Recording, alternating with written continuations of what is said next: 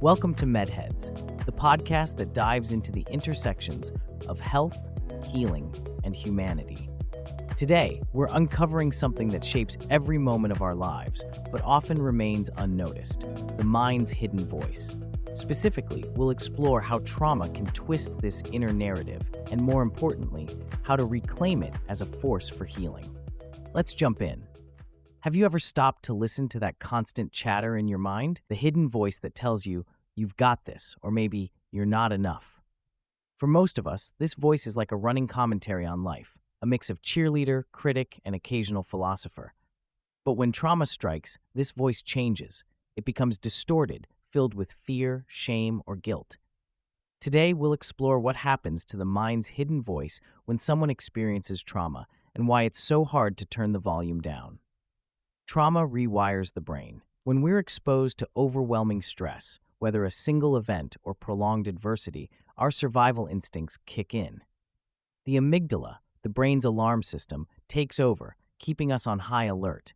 This response is life-saving in the moment, but it leaves a lasting mark. Think of it like a smoke alarm that doesn't shut off, even after the fire is out. The hidden voice becomes trapped in that survival mode. It says things like, "You're weak for feeling this way. You're not safe, ever. This is your fault." Sound familiar? If it does, you're not alone. Trauma survivors often live with these intrusive negative thoughts that reinforce cycles of self-blame and helplessness. Here's the kicker: these thoughts don't just live in your mind, they affect your body too. Negative self-talk triggers stress responses, racing hearts, tense muscles, and even chronic pain. The body doesn't know the difference between a real threat and a replay of traumatic memories. So every time your hidden voice spirals into negativity, it's like your body relives the trauma all over again. So how do we change this? How do we turn down the volume on that relentless critic? Well, it starts with awareness.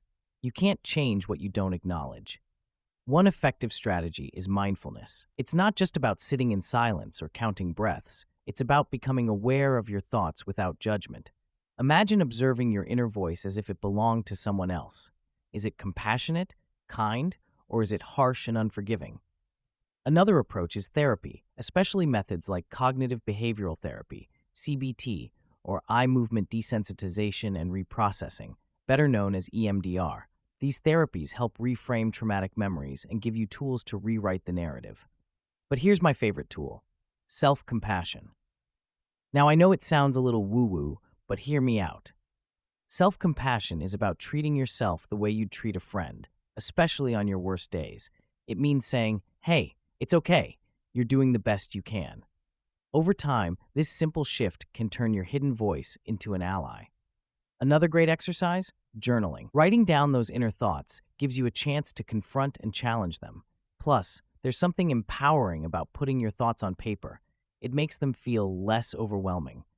The truth is, trauma doesn't have to control your mind's hidden voice forever. With time, support, and tools, you can reclaim that narrative. The voice that once whispered, "You're not enough," can begin to say, "You're strong, resilient, and worthy of healing." So, if you're listening to this and feeling like your hidden voice is too loud, remember this: you're not broken. You're human. And healing is not about erasing your past, but learning to harmonize it with hope for the future. Thanks for joining me on this episode of MedHeads. If you found today's topic insightful or inspiring, share it with someone who might need to hear it. And don't forget to check out meducate.com.au for courses and content designed to support health professionals and those on their healing journeys. Until next time, remember, the mind is powerful, and so are you. Take care.